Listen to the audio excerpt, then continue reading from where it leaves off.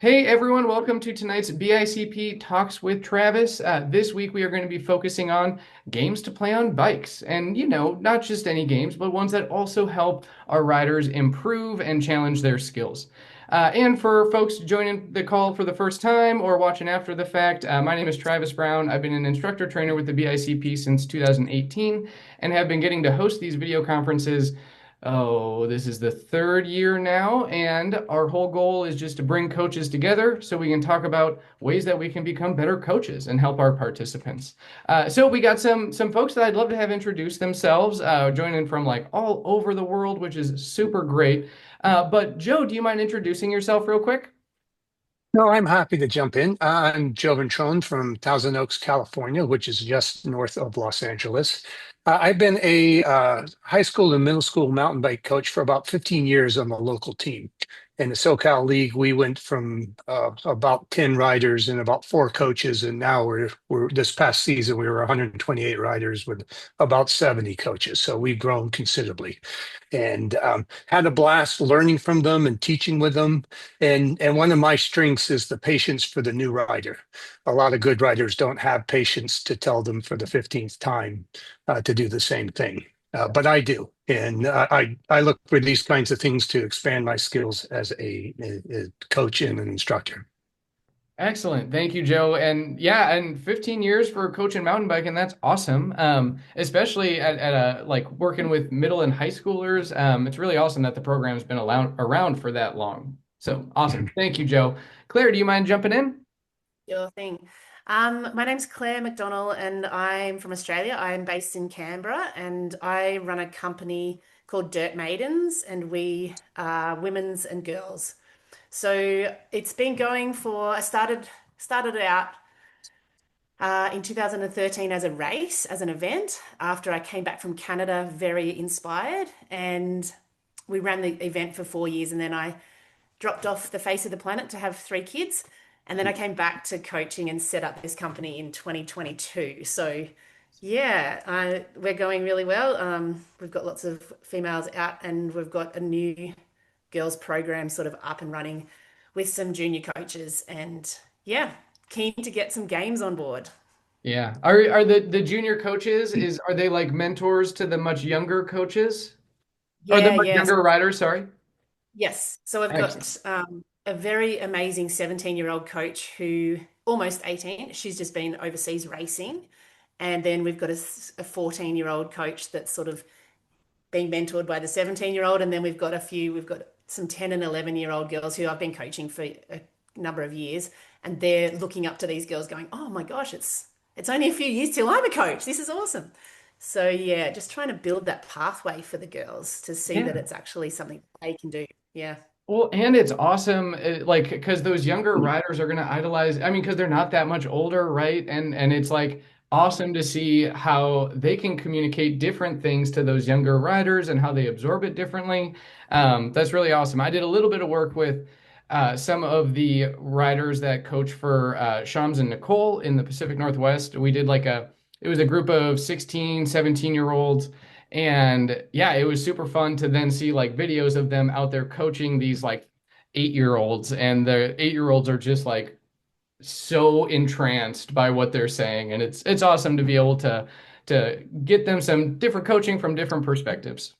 Totally. I'm just an old lady, so this is so awesome for me having these junior coaches on board. It's amazing. Yeah. Awesome. Thanks, Travis. Awesome. And Jake. Yes, hi, Jake Karsten, living in Del Rio, Texas. I got combo certified 1-2 back in 2010. I think it's snowshoe with Shams, and then was on the road for a while, and then basically was a level one, level two instructor trainer for the ICP program from like 2012 to 2016, 2017. And that have been pretty inactive since then. But I'm living back in a small town, and as we try to get trails and pump tracks and things like that, I'm going to probably get back into coaching. And one of my weaknesses has always been games. I've always been really good at following the curriculum of the ICP program, but I've never really branched out to where I've had a lot of kind of the coaching where you are doing clinics and camps and with kids and games. So definitely looking to garner some good info from this session. Excellent. Excellent. Thank you, And Jake. I'm also level three certified. Also, I got level three certified back in I think 2015. So Sweet. it's Awesome. Thank you. And yeah, I did we okay, I'm trying to remember, Jake. Did we meet randomly in Bentonville one time? Or was that a different instructor trainer? Yeah, I don't think that probably wasn't me. So Okay. All we right. might, I mean, I Sorry. spent a lot of time in Bentonville from 2018 to 2022 though. So if it was in there, we might have. It may have been, but anyways, I'm if not, I'm bummed we haven't crossed paths yet. You know, a lot of Yeah, similar circles, and I look forward to when we eventually do. same here. Excellent. Well, let's jump into the game plan for tonight. So we are going to talk first about, well, like my goal is just to share. I mean, a lot of these games are going to focus around kids, but just like any of the skills that we work on, there's ways to like change how we teach them and play with riders of all ages. Some of them, like I found this one guide and it said like some games for like 2-year-olds, and I was like, that's sweet. So we'll cover like a full age range for sure, but we're going to talk about why playing games is helpful for learning and how that can change things from just like playing or doing laps in the cone zone. I mean, I do love a cone zone, but it's nice to get out of it from time to time. And then we're going to move on to just a variety of games that I've used in the past, as well as some new ones that I've found in just some extra research, and talk about how those apply to skills. And throughout, we'll talk about how we can manage risk with some of these games, because, with games comes a little bit of competition. So, jumping in. Oh, and as we go, like feel free to ask clarifying questions. Feel free to suggest some games that you guys already play, because I mean, that's why we're here. So, questions, throw it out there. I'll try to keep an eye on the chat as we go, but I will have to like pull up my screen and stuff. And I did drop a couple of links into the chat already. Um, about or just like a couple different resources that I found. The one on the bottom has like 20 different games, super, super fun. And we'll talk through some of them. Like one that I think might be my favorite. So the first game that I liked, oh, or sorry, the benefits of playing games. So what I like about it is after teaching a particular skill, we can directly apply that skill even outside of the cone zone. And we can do that out on the trail too, but I know there's a lot of high school programs that, they probably have some trails that the students or racers ride all the time, like constantly, constantly. And so being able to apply those skills in different ways can be super fun, and it can help keep folks more engaged. And as we work on a lot of these kind of focus around slow speed skills, but it can really force those riders to be using the learning points that you already taught. Because if they don't use those learning points, they will lose. And, if they're racing, there's probably reasons for that, with including a little bit of a competitive personality. Um, and another thing that really helps with this, or that like a benefit of playing games, is you can still coach the skills that you introduced and like ran them through the cones.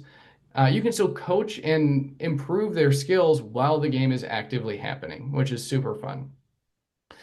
And the first game that I want to bring up pertains to the rock dodge. There's so many rock dodge style games. But the first game that I like to use is called Landmine. And typically what I will do is have like a predetermined area. Our practice area out in West Virginia where I used this game the most was it was probably 30 by 50, like just grass field. And I would take all of my cones and just sprinkle them throughout the field. And depending on the group, they'd either be closer together or further apart. And the goal is simply to get from one side to the other without having your wheels touch any cones. And you can make it trickier by moving cones closer together, and it forces them to think about line choice. It forces them to think about rear wheel awareness and how to get around some of these some of these cones. And, if they hit a cone, they get out, and you could make it so they either have to like start over at the starting line or like walk their bike back and start over, or it could be like more of an elimination style game where the last person to survive, like going back and forth, like whoever gets back, like across the land minefield and then back the most times can be the victor. Like lots of different ways to play around with that one. And kind of keeping with the rock dodge skill itself, we can look at just creating how, like seeing how wide they can rock dodge. And it's just like a competition. It doesn't necessarily require demos. You start off with one cone, you put another one right next to it and another one right next to it, and just see who can fully rock dodge their entire wheelbase. And, again, you can do like elimination, or you could do things besides just like a row of cones wide, like giving them different obstacles to try to rock dodge, like a floor pump or like a tall cone or water bottles, that sort of thing, can be a really fun way to challenge that skill. And one thing I do like about the like width of the rock dodge contest is it forces really complicated line choice in order to make it happen. And that requires some like self-discovery on the participant, because the words that the BICP uses to teach it isn't necessarily sufficient to describe the line choice required to rock dodge a feature that's, 3 feet wide. So they need to think about it on their own a little bit too. So those are a couple rock dodge ones that I really, really like. Has anyone played with either of those? Or like even just had the rock dodge with competition? Cool. Seen some head Yeah, nods. definitely. Definitely. That's a fun one. Yeah. Excellent. Sweet. Okay, so then the next one, and this was I played this game the most. I was at a Boy Scout camp out in West Virginia running their mountain bike program with Phil Wadner. Jake, that name might be familiar. But I was running the mountain bike program, and the weather in West Virginia is all over the place, and we would often get like severe thunderstorms. And we had this pavilion where when we had a severe thunderstorm, we'd all have to huddle under the pavilion. So it's like 30 to 50 kids plus staff under this, I mean, like reasonable sized pavilion. Um, can't think of the dimensions right now, but it was a very condensed space for that many people, and we had to keep these kids entertained. And what we would do is play a game called Foot Down, where we have an area and you start everybody, and it can be any number of kids or adults provided by or determined by the space. But everyone starts riding around in a circle slowly, and as riders start to put their foot down to regain balance or because someone got in their way, that rider is out, and then they can help to form the outer boundary.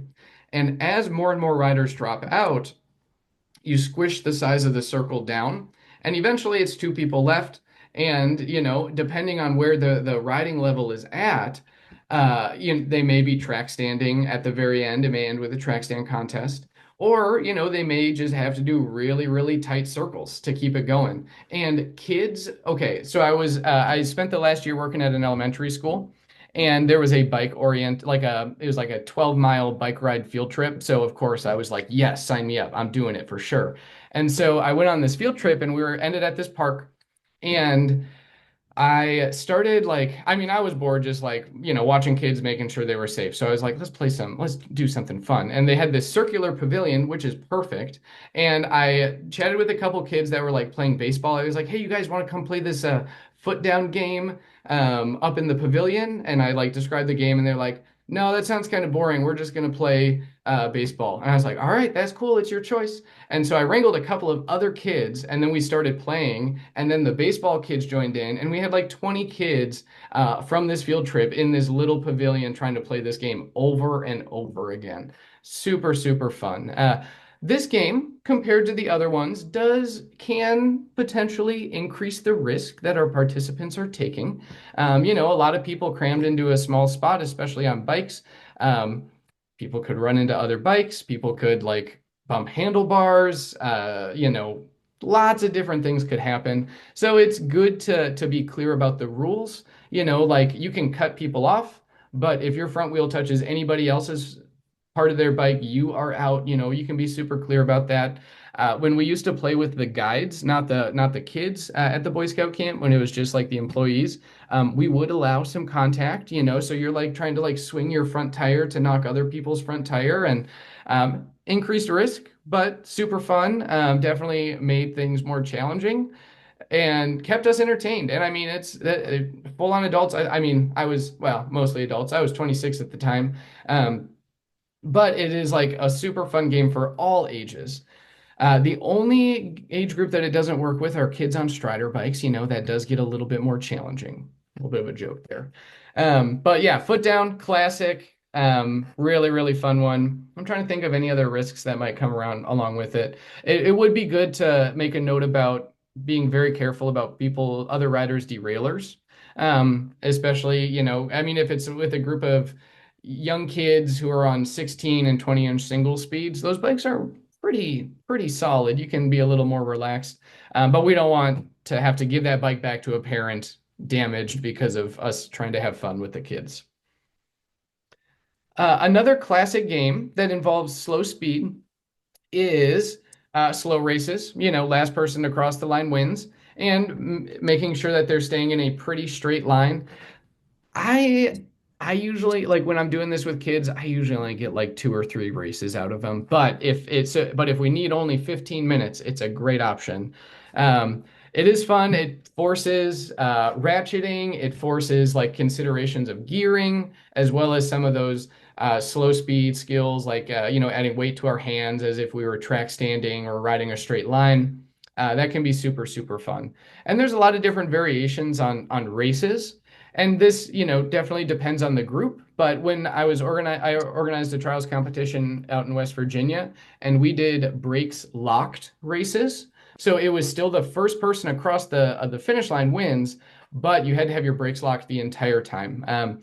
Super fun. So we were like doing like rocking side to side, like going sideways. One of my friends, who is also a mountain bike instructor, he would do like brakes locked bunny hops while facing backwards, and it was like a backwards worm. It was hilarious. So, you know, variety of skill levels, these races are still super entertaining.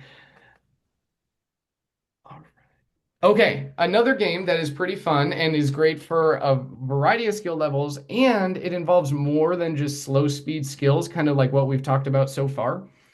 Playing a game of bike soccer, not a full length soccer field, but divide up into 2 teams and establish some guidelines for what is most comfortable for you and your group as far as risk goes. I mean, we would allow people to like kick the ball with their feet. It didn't have to be only bike, like using the wheel. And we had the rule where if you put your foot on the ground, you had to like walk away from the you had to take a couple steps away from the ball just so other people can come in. We also had the rule that there was no goalie, because unless I mean, they could track stand and they could do circles around the goal, but there wasn't any like buddy on their feet. They had to keep that bike moving all the time. And I would have played bike polo, but you got to have extra long croquet rackets, and it's a little bit trickier on grass and on a mountain bike. But that's a super fun one, and it gets kids to not just work on line choice, getting lined up to a spot where they can reach the ball and kick it. But it also forces a lot of good brake use, because they're accelerating aggressively to get to the ball and then having to modulate those brakes and stay in control as they're coming up to it to like match the speed for however they're going to kick it. And it, I think, is also fun to play around with. One thing I enjoy when I'm working on track stands, like letting one foot down and trying to balance with my other foot out. Sometimes I'll end up having to do that on skinnies if things don't go how I initially plan. And it can also help with some of those balance skills at that slow speed. And it's pretty fun to like see kids play with like flagging their foot out to the side, because I think they get better at it faster than they expect. Especially if it's like their first time trying a track stand.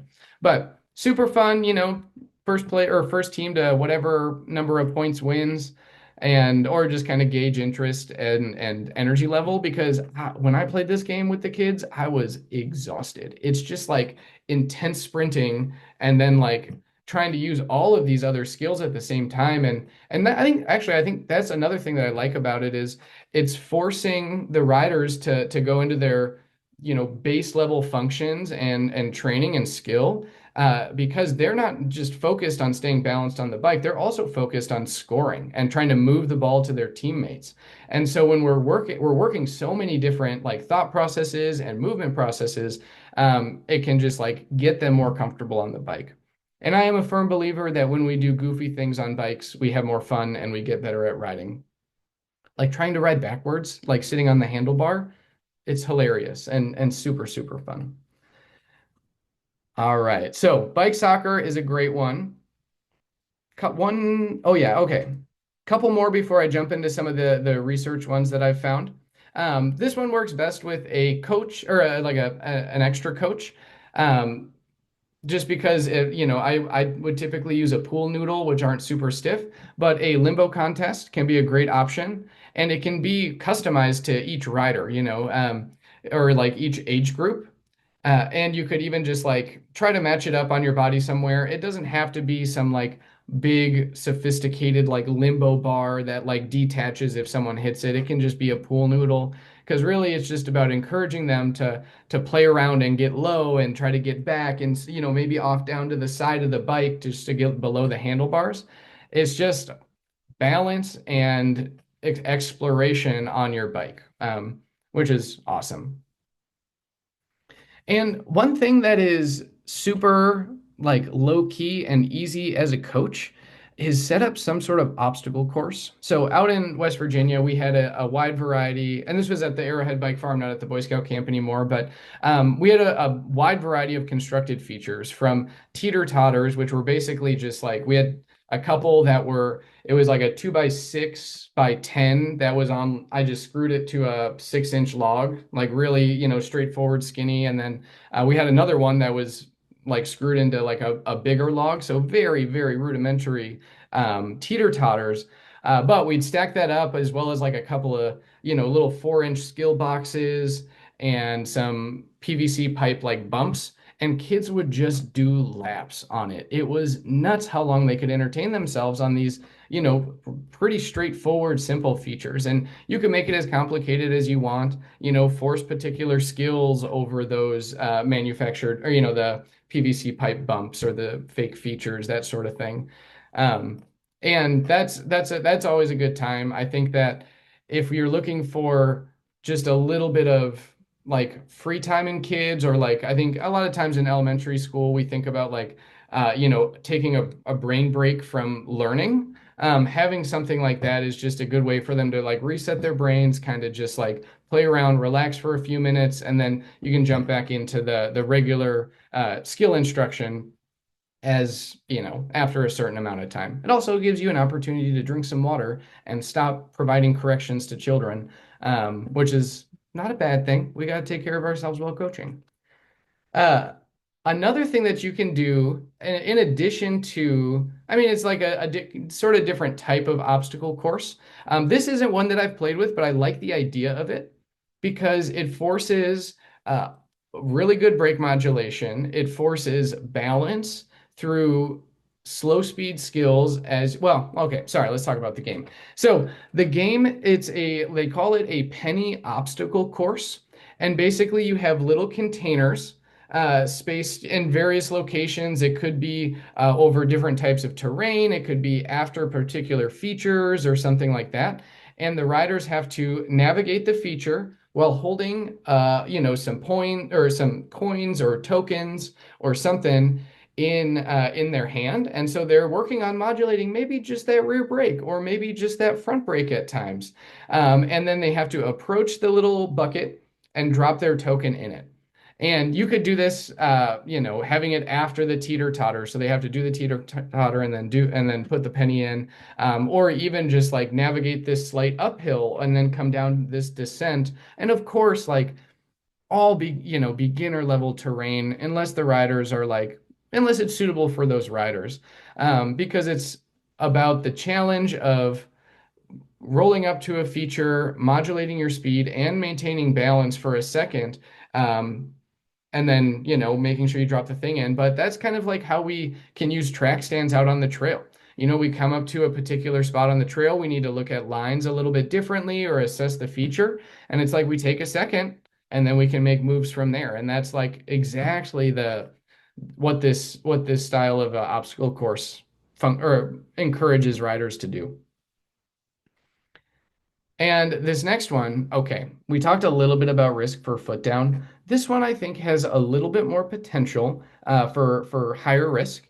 But it sounds super fun. It's not one that I've played, but it is basically musical chairs with bikes. And so what you would do is you'd have, I mean, you could, I mean, however, I would probably use hula hoops or old bike tires. Like if you go to a bike shop and ask for old bike tires for a game, I bet they would give them to you. But so you make a circle of these old bike tires on the field. Wherever you are, you have your Bluetooth speaker, or if you're musically inclined, your ukulele or whatever. And every ride there's like 17 riders, for example, there's 16 tires. And you play the music, and riders ride around in a circle or track stand or whatever, and ride around in a circle. And then when the music stops, they have to rush to get their front tire inside of one of those old tires that are on the ground or hula hoops or whatever you choose to use. And then, the person who doesn't get their front tire in a hula hoop or whatever, they are out. And then you take away one hula hoop and you just keep going and keep decreasing the size and number of hula hoop or bike tires. I'm gonna stick with bike tires. I think bike tires would be way cooler. The number of bike tires in the keep decreasing the number of bike tires in the circle until there is a victor. I have personally seen how intense regular musical chairs can get. Because like it's fun and it's exciting to try to like race to a spot that someone else is trying to get to. So having conversations about that, like maybe making rules like no cutting through the circle. If it's your front tire that runs into somebody else, that's on you. And then you are out. You could make some parameters like that. And of course, like warnings about expensive bike parts for sure. But I think it's fun because it helps with like acceleration. It forces them to try to play with some different gearing because it's not always like just slow speed. Sometimes you got to boogie all the way around to the other side of the circle and get that spot. So yeah, it helps with or helps work shifting, helps work braking, maybe even like advanced braking as they're trying to aggressively come to a stop. Um, but I think that one would be a lot of fun. So if you guys have an opportunity to test it before I do, I would love to hear how it goes, because that would be super entertaining, if nothing else. And that I think that's one that I would probably I think I would do it with the youngest group of kids and the older groups of kids. I don't know, like fifth grade or like 12 to 13, like 11 to 13. It might get a little intense on for musical chairs on bikes at that age. Um, so another game that, and this is one that I mostly use. I talked about it. We did a talk about how to ride a bike for kids and what offering that as a offer or what having that as an offering can do. This is a game that I always like to play in those types of courses. Just red light, green light. So when you say green light, the riders go as fast as they can. You say yellow light, they try to slow down, and you say red light, they stop. And then riders can get sent back to the starting line for not stopping or, not going at the appropriate speed. When I've taught this with kids that are learning how to ride for the first time, and this was from one of my mentors at REI, Amanda Decken. She's also like a BICP mountain bike instructor, super awesome. She added a purple light, which is where she has the riders do like a little handlebar turn and she like dancing. Like that's the party light. So that's one that I mean, I don't use purple light unless they are working on like building awareness about how their steering functions and that sort of thing. But that can be a fun game, especially for those younger ages. And I want to share this resource with you guys. It is, sharing screen.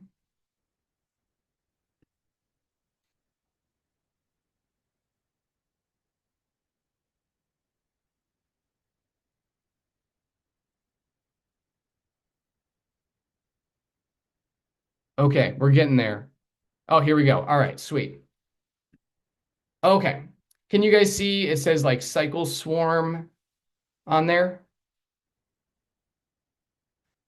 Sweet, excellent.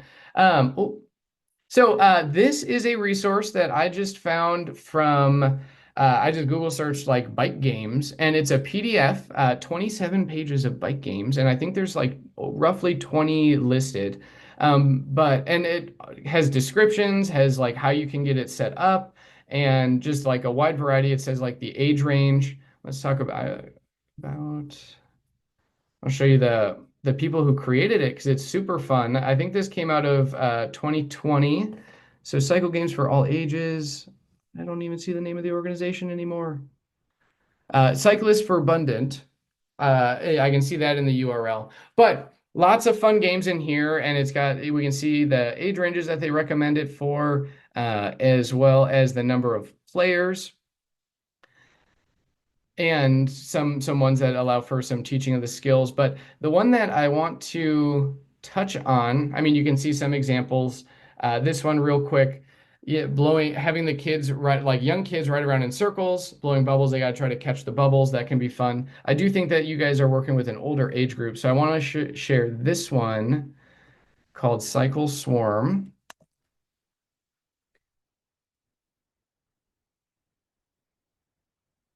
It was blue. It was towards the bottom. Oh, there we go. Sweet. Okay, so this game I thought was pretty fun. I read through the description, and so riders will partner up, and there is a walker and a rider.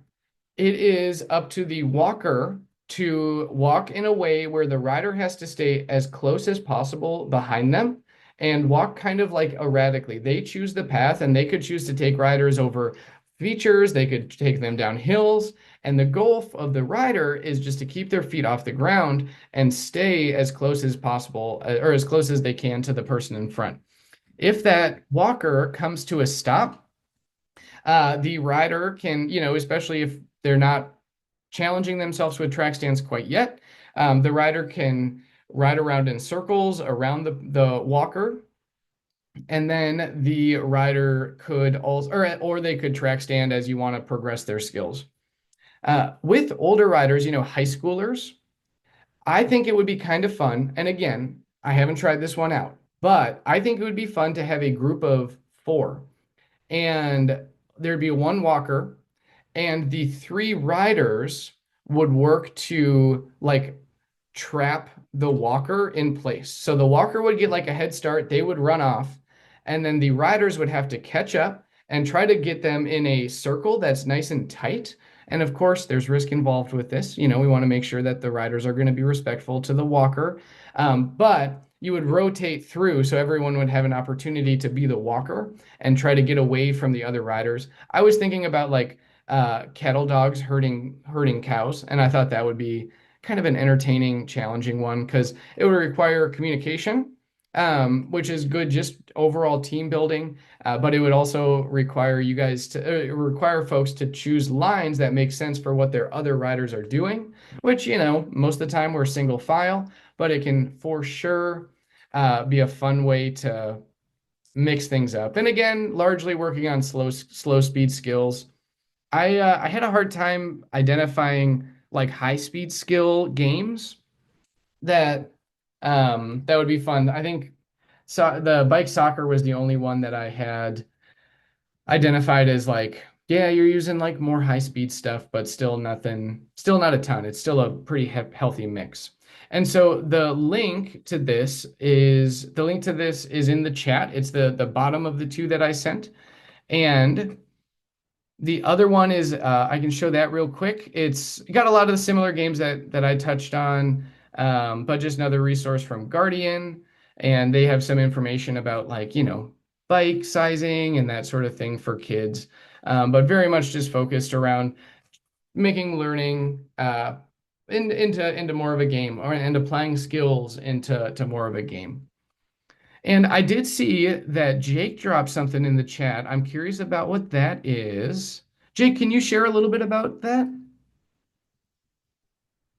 Sure. I think it's in Europe, and they look like competitions, and they're basically like in a flat zone, and they have little stations set up, and the kids go from station to station doing crazy things like lifting their front wheel up onto a tire and then like hopping Oh, around sure. the tire, and then they do kind of the penny drop you talked about, kind of something like that. So, but it's all skills focused, which I'd never seen, and so, but it seems to be an entire league or something in Europe. So, Oh, I'm this is surprised we awesome. don't have anything like, or I've never seen anything like that in the U.S. Let me share it. And I wonder, I've seen some competitions like this that are, adjacent to like a race. Like they'll do something fun like this on the side. And let me share my screen real quick. And it's a Instagram post. Share.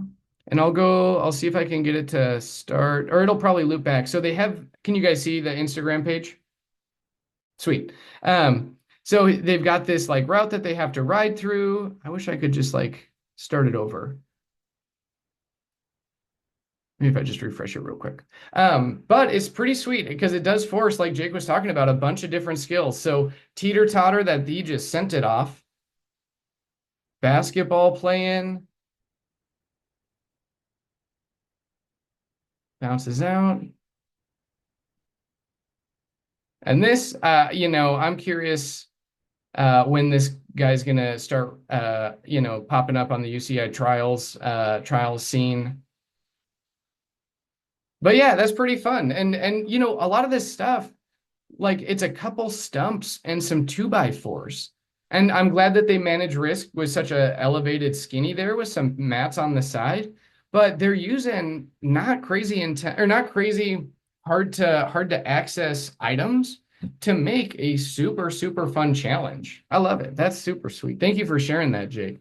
I would love it if that was like a full-on competition. I would be right there. That'd be so fun. Cool. Well, so I mentioned a few of the games that I like to use. Are there any that you guys have used in the past that you found success with or want to share about? Yeah, actually, I play a little game with the kids, pursuit racing. We basically Mm. set up a rectangle with, you know, four corners and two in the middle. And I'll usually add a second one in the corners to keep their line in. And the best courses require them to make the fast race, and they're doing Olympic style where they start on opposite ends and try to catch each other. Nice. And the best courses are ridden really well if you come around into the straight and shift up so you can go faster. And then you come to the other one, you ideally need to shift down to keep your speed going as the terrain changes a little bit. But you get them in there, and we can spend 30 minutes of intense interval training with a dozen kids in a way you could never get them to do just by saying, here, ride hard and nod. See how And they fast you have a can do blast it. doing it until they can't do it anymore. Yeah, that's Yep. awesome. And a little bit of It's a fun competition. game. And, mhm. Awesome. Thank you for It sharing that, teaches them Joe. shifting, teaches them that they now have to corner at speed. It's just a fun thing. And I wonder, and I'm not a like a racer by any stretch. I don't know much about race tactics at all, but I'd imagine that's a context where you could talk about those things a little bit more. Um, yeah, that's super fun. Oh, cool.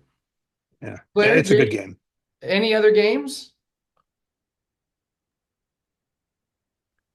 Yeah, we have a few that we play. One of them, we do a lot of the same ones that you have mentioned. Like with the limbo one, we do beep and bop. So they've got to bop their head. So the limbo, we have it high, and they've got to actually get up really tall. And then we have the limbo where they've got to get really low, and they've got to bop their seat with their bum. Um, and That's so much then better than we do a lot of regular obstacle regular course. limbo. That's awesome.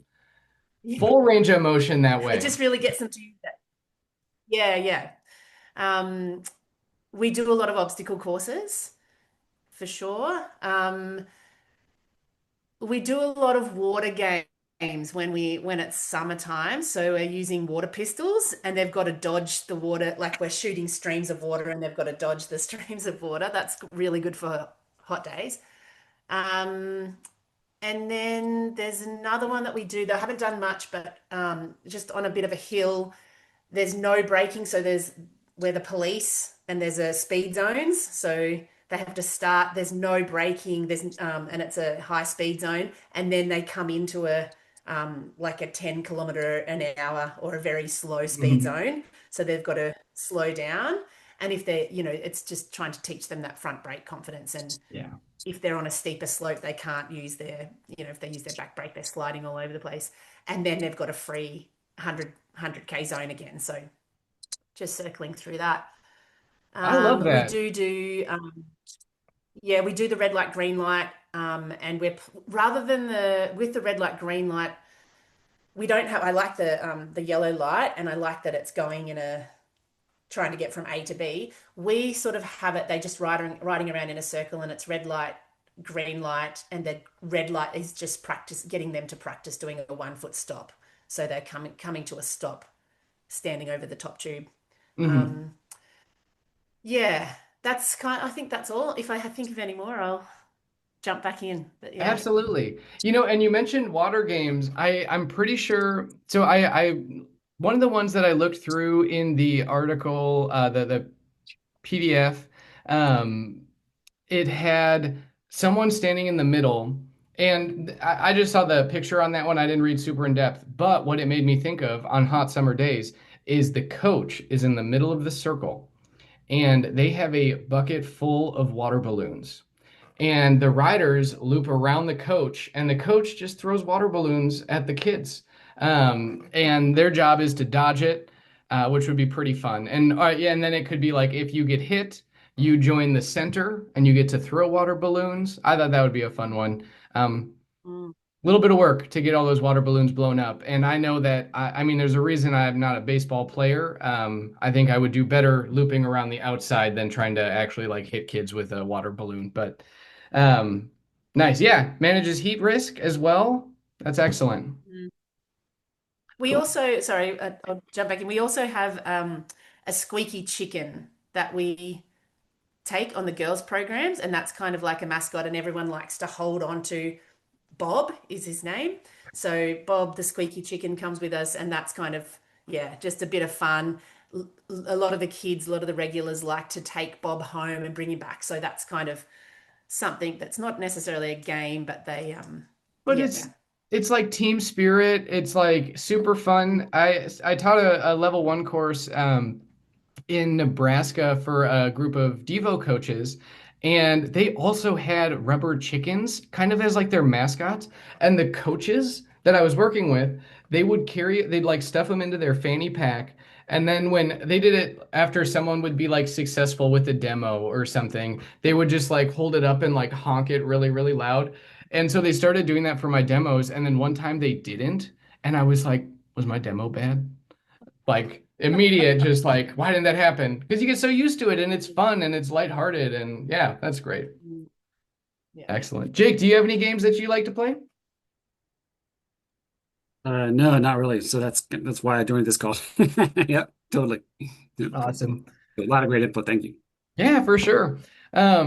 Yeah, I think these are super, super great. This was prompted. I was working with a group of coaches in Anchorage this June, and I mentioned like a couple of games, and one coach was newer, and she was like, "Can you just like do a talk on this thing?" And I was like, that's an incredible idea. Yeah, absolutely. Thank you for the idea.